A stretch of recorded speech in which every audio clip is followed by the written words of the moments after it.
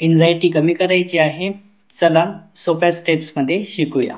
First, grounding technique. Grounding टेक्निकमध्ये 5 step असतात आणि त्या तुम्हाला प्रेझेंटमध्ये आणण्यासाठी मदत करतात. सेकंड मेथड, यामध्ये तुम्ही 4 सेकंड श्वास घ्यायचा, 4 सेकंदपर्यंत श्वास होल्ड करायचा आणि 4 सेकंद नंतर श्वास सोडायचा, जेणेकरून तुमची बॉडी याने रिलॅक्स होते आणि एन्झायटीपासून रिलीफ मिळतो.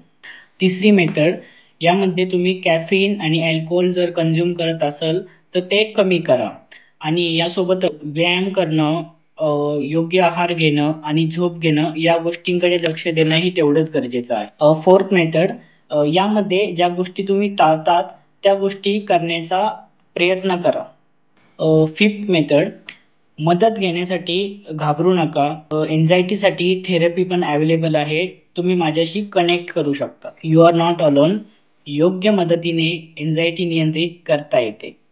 Thank you.